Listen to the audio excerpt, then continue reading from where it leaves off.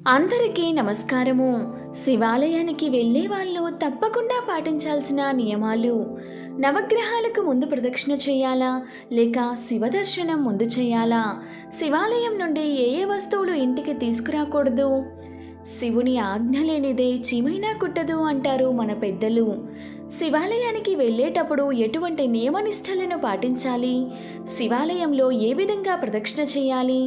ముందు శివాలయంలో నవగ్రహ ప్రదక్షిణం చేయాలా లేకపోతే శివుని దర్శనం చేసుకొని తర్వాత నవగ్రహాలకు ప్రదక్షిణ చేసుకొని ఇంటికి రావాలా? అదేవిధంగా శివాలయం నుండి ఏ ఏ వస్తువులు తీసుకుని రావచ్చును, ఏ ఏ వస్తువులు తీసుకుని రాకూడదు? శివాలయంలో ఎటువంటి నియమాలను పాటించడం ద్వారా శివ అనుగ్రహం కలుగుతుంది? అదేవిధంగా ఏ ఏ పనులు చేస్తే శివునికి ఆగ్రహం కలుగుతుంది? శివాలయానికి వెళ్ళినప్పుడు ఎటువంటి నియమ నిష్టలను పాటిస్తే శివుని పరిపూర్ణమైన అనుగ్రహం మనకు కలుగుతుంది అనే విషయాలను ఈ వీడియోలో వివరంగా తెలుసుకుందాం. శివాలయానికి వెళ్ళిన తక్షణమే గాలిగోపురం ఉంటుంది కదా, మొదట చెప్పులు తీసేసిన తరువాత లోపలికి వెళ్ళిన తక్షణమే కాళ్ళు కడుక్కోవాలి. కాళ్ళు చేతులు కడుక్కొని 2 కళ్ళను తుడుచుకొని నీళ్లతో ఓం నమ శివాయ, ఓం నమ శివాయ, ఓం నమ శివాయ అని ఆ నీళ్లతో తల మీద ప్రోక్షణ చేసుకొని ముందుగా గాలిగోపురం ఉంటుంది కదా, దాన్ని దర్శించుకొని పైన ఉన్న కలశాలను చూస్తూ నమస్కారం చేసుకొని తర్వాత శివాలయానికి ప్రదక్షిణ అనేది చేయాలి. ధ్వజస్తంభం దగ్గర నుండి మొదలుపెట్టి శివాలయానికి 5 ప్రదక్షిణలు చేస్తే చాలా మంచి ఫలితం అనేది కలుగుతుంది. 5 ప్రదక్షిణం ఎందుకు అంటే శివునికి పంచముఖుడు అని పేరు. శివ పురాణం ప్రకారం శివుడికి 5 తలలు ఉంటాయి. ధ్వజస్తంభం నుండి ప్రారంభం చేసి 5 లేదా 8 ప్రదక్షిణలు చేయాలి. ఎందుకంటే అష్టదిక్కులకు అధిపతి ఆయనే. ఆయనకు దిగంబరుడు అని పేరు. దిక్కులే అంబరాలు వస్త్రాలుగా ధరించినటువంటి వాడు అని ఇంకొక అర్థం. లేదు 11 ప్రదక్షిణలు కనుక చేసినట్లయితే మీకు విశేషమైనటువంటి ఫలితం కలుగుతుంది. శివుడు ఏకాదశ రుద్ర స్వరూపుడు కాబట్టి 11 ప్రదక్షిణలు చేస్తే కూడా చాలా శుభప్రదం. ఇలా ప్రదక్షిణలు చేస్తున్నప్పుడు తప్పనిసరిగా పాటించాల్సిన నియమం ఏమిటంటే ఎవ్వరితోనూ మాట్లాడకూడదు. మనస్సులో ఓం నమ శివాయ అనే శివ నామస్మరణ చేస్తూ ప్రదక్షిణలు చేసిన తర్వాత ఆలయంలో అక్కడ నవగ్రహాలు తప్పకుండా ఉంటాయి. ఆ నవగ్రహాలకు ప్రదక్షిణ చేసేటప్పుడు ఒక మంత్రాన్ని మనం చెప్పుకోవాలి. ఆ మంత్రం ఏమిటంటే ఓం ఆదిత్యాయ సోమాయ మంగళాయ బుధాయ చ గురుశుక్ర శనిభ్యశ్చ రాహవే కేతవే నమః అని 9 ప్రదక్షిణలు చేయాలి. ఆ 9 ప్రదక్షిణలు ఎలా చేయాలి? 7 ప్రదక్షిణాలు మామూలుగా చేయాలి, అంటే సవ్య ప్రదక్షిణ అంటే క్లాక్ వైజ్ తిరగాలి. ఇక 2 ప్రదక్షిణలు అప్రదక్షిణ అంటే రాహుకేతువులకి అప్రదక్షిణ చేయాలి, అంటే యాంటీ క్లాక్ వైజ్. ఇలా 9 ప్రదక్షిణలు చేసుకోవాలి. ఆ తర్వాత విఘ్నేశ్వరుడు ఉంటాడు. అక్కడ ఆ విఘ్నేశ్వరుడికి నమస్కారం చేసుకోండి. మీకు వస్తే ఓం వక్రతుండ మహాకాయ సూర్యకోటి సమప్రభ నిర్విఘ్నం కురుమే దేవ సర్వకార్యేషు సర్వదా అని మహాగణపతికి నమస్కారం చేసుకోండి. ఎందుకంటే మన హిందువులకు ఎంతమంది దేవతలు ఉన్నా మనం మొట్టమొదటిగా పూజించవలసింది దర్శించవలసింది గణపతికి. కాబట్టి నమస్కారం చేసుకొని ముటిక్కాయలు వేసుకొని గుంజీలు తీస్తే మహాగణపతి అనుగ్రహం అనేది మనకు కలుగుతుంది. మహాగణపతి ఆశీర్వాదం ఉంటే ఎటువంటి విఘ్నాలు మనకు కలగవు. మనం జీవితంలో గొప్పగా ఎదుగుతాం. కాబట్టి ఆ మహాగణపతికి నమస్కారం చేసుకోండి. తర్వాత శివాలయంలో అమ్మవారు గనక ఉంటే ఆ పార్వతీ అమ్మవారిని నమస్కారం చేసుకోవాలి.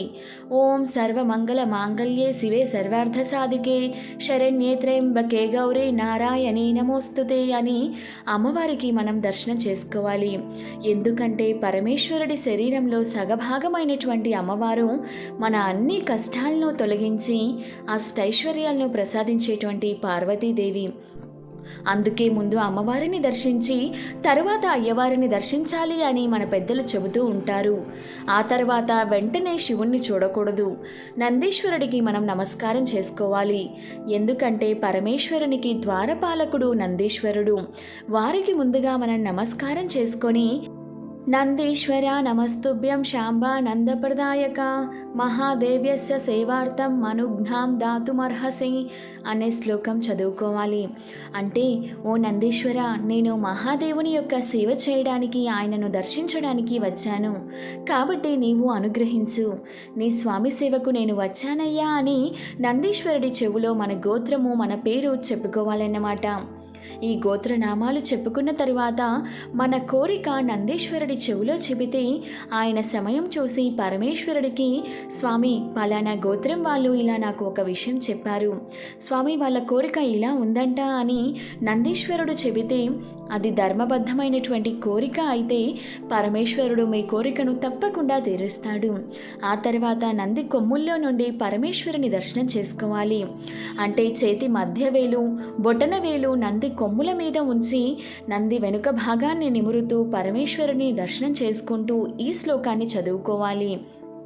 మృత్యుంజయాయ రుద్రాయ నీలకంఠాయ శంభవే అమృతేశాయ సర్వాయ శ్రీ మన్మహాదేవాయ నమః అనే మంత్రాన్ని చెప్పుకుంటూ పరమేశ్వరుని దర్శించుకోవాలి.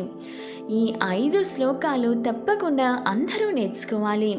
1వది ఆదిత్యాయ సోమాయ, 2వది వక్రతుండ మహాకాయ, 3 సర్వమంగళ మాంగళ్యే, 4వది నందీశ్వరుడి శ్లోకం, 5వది పరమేశ్వరుడి మంత్రము. ఈ 5 మంత్రాలు శివాలయానికి వెళ్ళే వాళ్ళు తప్పకుండా నేర్చుకొని తీరాలి. కొంతమంది మేము 5 శ్లోకాలు నేర్చుకోలేము అంటే కనీసం 3 శ్లోకాలు అయినా నేర్చుకోండి. అందులో ఒకటి నవగ్రహ ప్రదక్షిణ శ్లోకం, అంటే ఆదిత్యాయ సోమాయ, 2వది నందీశ్వరుడి మంత్రం, 3వది పరమేశ్వరుడి శ్లోకం. ఈ 3 తప్పకుండా అందరూ నేర్చుకోవాలి.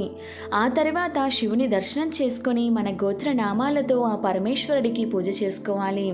తర్వాత పూజారి గారు ఇచ్చేటువంటి తీర్థము అవన్నీ కూడా స్వీకరించాలి. పూజారి గారు ఏదైనా పుష్పం కానీ బిల్వదళం కానీ ఇస్తే అది నందీశ్వరుడి మీద ఉంచిన తర్వాత మనము తలలో ధరించుకోవాలి. మగవాళ్ళు అయితే చెవిలో పెట్టుకోవాలి. శివుడికి నందికి మధ్యలో వెళ్ళకూడదు. అలా మధ్యలో వెళ్తే మహాపాపము, యమలోకంలో ఉండే అన్ని శిక్షలు అనుభవించాలి అని చాలామంది అపోహపడుతూ ఉంటారు. అలా భయపడకండి, అది పెద్ద దోషమేమీ కాదు. ఎప్పుడు వెళ్ళకూడదు శివుడికి నందికి మధ్యలో అంటే అభిషేకం జరిగేటప్పుడు, రుద్రాభిషేకం జరిగేటప్పుడు, పరమేశ్వరుడికి హారతి ఇచ్చేటప్పుడు వెళ్ళకూడదు. మిగిలినటువంటి సమయాల్లో వెళ్ళినా కూడా అంత దోషమేమీ కాదు, భయపడకండి. ఎందుకంటే శివాలయానికి భక్తితో వెళ్ళాలి కానీ దేవాలయానికి భయపడి వెళ్ళకూడదు. ఒకవేళ మనం తెలుసో తెలియకుండా ఏమైనా తప్పులు చేసినట్లయితే చివరిగా లెంపలు వేసుకొని సాష్టాంగ నమస్కారం చేసి, స్వామి నేను ఏమైనా తప్పులు చేసి ఉంటే నన్ను క్షమించు స్వామి అని ప్రార్థిస్తే పరమేశ్వరుడు తప్పకుండా క్షమిస్తాడు. ఆ తర్వాత దేవాలయంలో కాసేపు కూర్చొని ఓం నమ శివాయ అనే పంచాక్షరి మంత్రం 108 సార్లు లేదా 48 సార్లు లేదా 11 సార్లు లేదా కనీసం 5 సార్లైనా ప్రశాంతంగా ధ్యానం చేసుకోండి. తర్వాత శివాలయంలో ఇచ్చేటువంటి విభూతిని మనం తీసుకొని రాకూడదు. పూజారి గారి అనుమతితో కాస్త తీసుకొని వస్తే పర్వాలేదు కానీ ఎక్కువ తీసుకొని పొట్లాలు కట్టుకొని ఇంటికి తీసుకొని వచ్చేయకూడదు.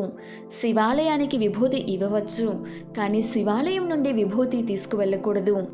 అలాగే శివాలయంలో ఒక కొబ్బరి చిప్ప స్వామికి సమర్పించి 2వది మనం తీసుకున్నాక అక్కడ చండీశ్వరుడు ఉంటారు, ఆయన దగ్గర ఉంచి ఆయనకు నమస్కారం చేసి తీసుకుని రావాలి. చండీశ్వరుడి అనుమతి లేకుండా శివాలయం నుండి ఏ వస్తువును ఇంటికి తీసుకురాకూడదు. కాబట్టి శివుడి పుష్పాలు కానీ ప్రసాదం కానీ కొబ్బరి చిప్ప కానీ చండీశ్వరుడి అనుమతి లేకుండా తీసుకుని రాకూడదు. ఆ తర్వాత ఇంటికి వచ్చి మనం కాళ్ళు కడుక్కోకూడదు. నవగ్రహాలకు ప్రదక్షిణ చేశాం కదా, మరి కాళ్ళు కడుక్కోవాలి కదా అంటే అవసరం లేదు. నవగ్రహ ప్రదక్షిణ తర్వాత మనం శివుణ్ణి దర్శిస్తే చాలు. శివుని తలలో గంగాదేవి ఉంటుంది కదా, కాబట్టి శివుణ్ణి దర్శించిన వెంటనే ఆవిడ మన పాపాలన్నీ తక్షణమే కడిగేస్తుంది. పరమేశ్వరుని దేవాలయాన్ని ఈ విధంగా దర్శించినట్లయితే తప్పకుండా శివానుగ్రహం కలుగుతుంది. మన జీవితం సుఖ సంతోషాలతో వర్ధిల్లుతుంది. వీడియో నచ్చితే ఒక లైక్ చేయండి. ఇటువంటి మరెన్నో మంచి వీడియోస్ కోసం ఒకసారి మన ఛానల్ని విజిట్ చేసి సబ్స్క్రైబ్ చేసుకోండి. Thank you for watching.